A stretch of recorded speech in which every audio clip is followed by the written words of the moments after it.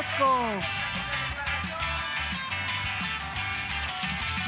El presidente López Obrador hizo una reflexión sobre los medios de comunicación, comunicadores que en su mayoría se dedican al golpeteo, no solo en México, sino en el extranjero. Y puso el ejemplo de lo que sucede en los Estados Unidos. Dijo coincidir con Elon Musk, este magnate, el dueño de X, quien criticó a The New York Times por no tener empatía hacia Donald Trump. Así que leyó tanto el mensaje que puso en su momento The New York Times después de este atentado, en donde pide que no se vote a favor de Trump, y también puso la reflexión de Elon Musk. Les voy a contar algo que pasó hace 2 días. Sale en el New York Times una portada en contra del expresidente Trump, después del atentado, de mal gusto, actuando como un pasquín del New York Times. Y le contesta Musk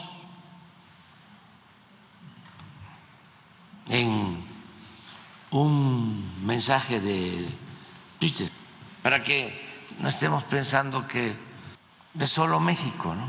Porque esto le da contexto, ¿no? Es una decadencia mundial. Esto es lo que dice el New York Times, y es después del atentado. Y es su editorial, ¿no? Falló las pruebas de liderazgo y traicionó a Estados Unidos. Los votantes deben rechazarlo en noviembre.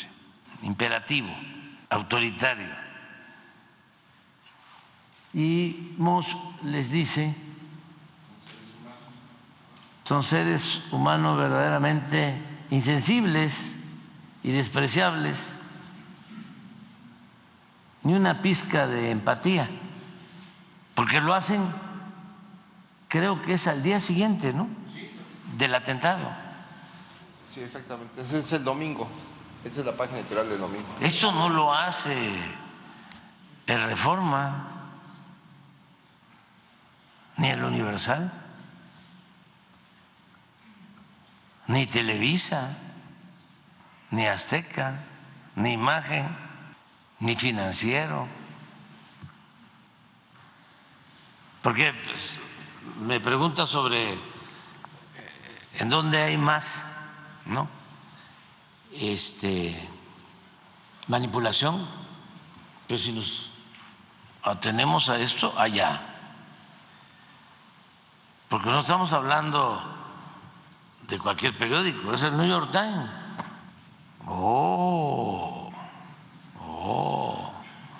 El New York Times.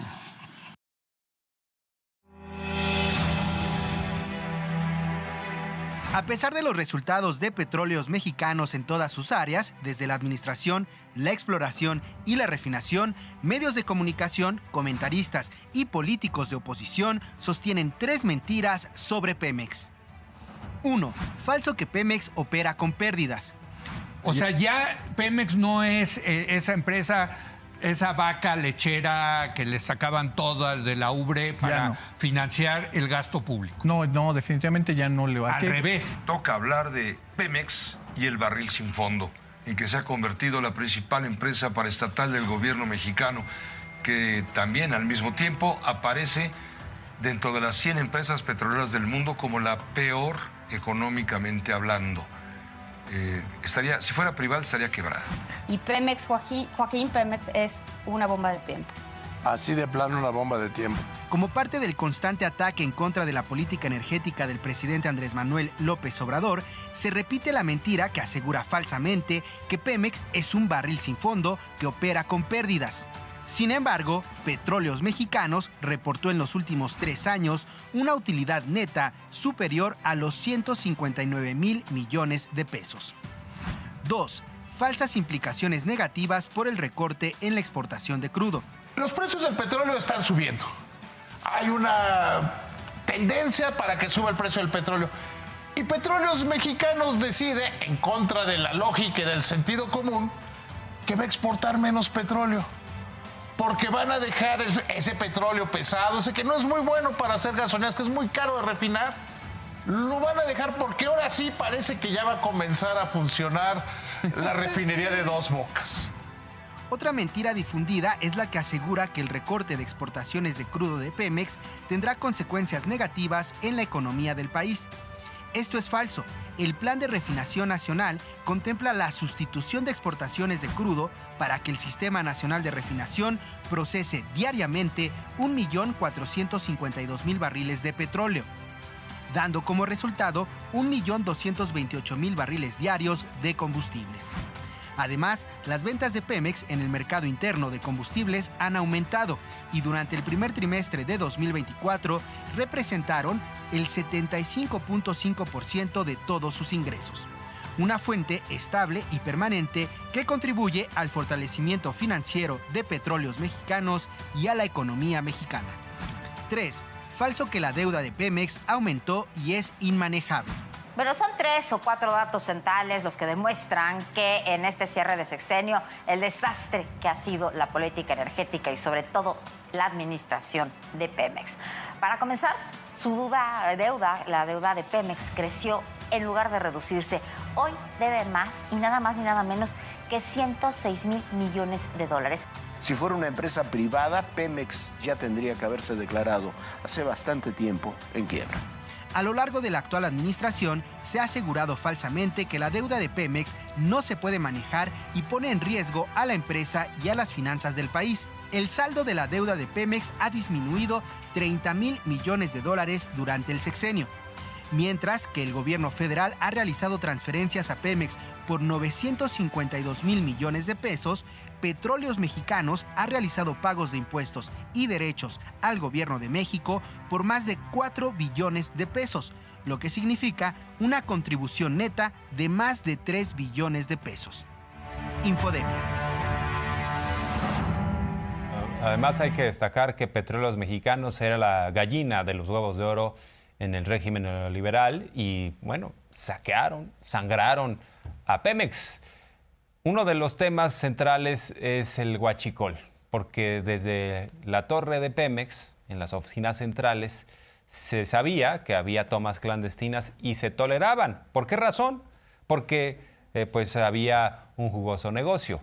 Hay que destacar que incluso quien fue el jefe de escoltas de Peña Nieto cuando era gobernador en el Estado de México y después se hizo el jefe de logística en Pemex, ya cuando Peña era presidente de la República, se encuentra en Canadá y las autoridades mexicanas lo requieren porque precisamente él era uno de los encargados de ese negocio sucio del huachicol. Al terminar con eso, la administración de López Obrador se ha ahorrado más de 300,000 millones de pesos, que es lo doble de lo que costó el aeropuerto Felipe Ángeles. Sí vale la pena el combate a la corrupción. Pero bueno, Reforma salió con algunos otros datos sobre que supuestamente han aumentado las tomas clandestinas y esta aclaración a Reforma y a otros medios la hace Ana Elizabeth García Vilchis. Mentiras guachicoleras. El pasado 11 de julio el diario Reforma publicó a 8 columnas. Sube 123% tomas de los guachicoleros. Este diario conservador quiere hacer creer que como ahora se detectan más tomas clandestinas, hay más robo de combustible. Pero eso es falso, es una mentira. Reforma compara la cifra de Peña Nieto, pero ha quedado demostrado que en esa administración no se combatió el robo de combustible. En el gobierno de Peña Nieto, en Pemex, había todo un piso de control, de vigilancia de todos los ductos del país.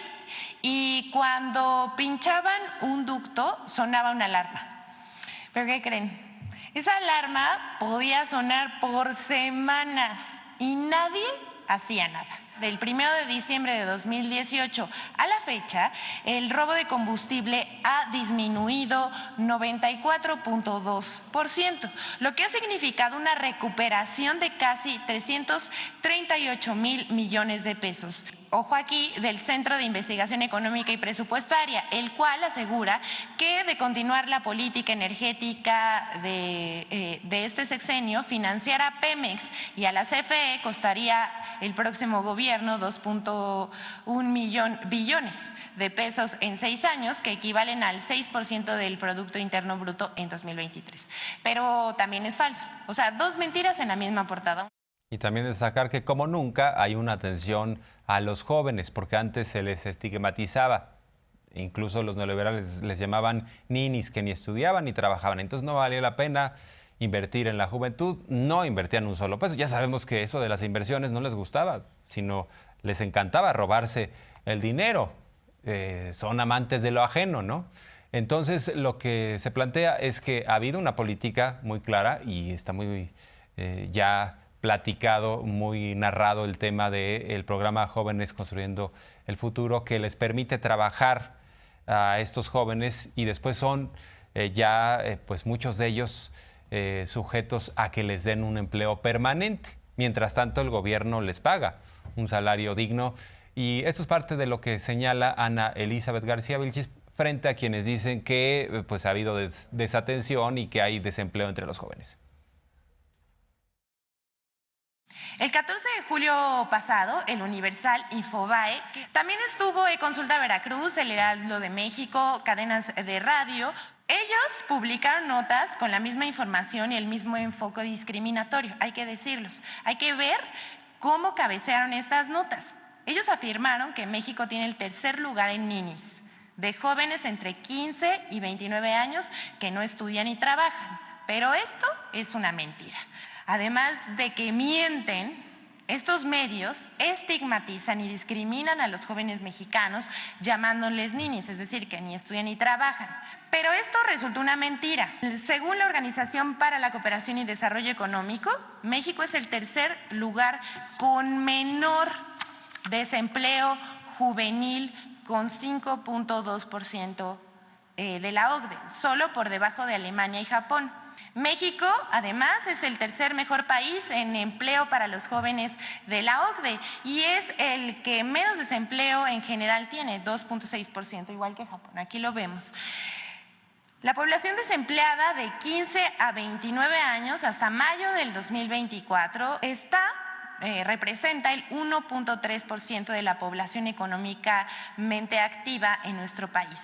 A esta realidad también contribuye el programa Jóvenes Construyendo el Futuro. Jóvenes Construyendo el Futuro, a la fecha, ha atendido a 2.9 millones de jóvenes. Y esto hay que decirlo también, superando la meta inicial de este sexenio.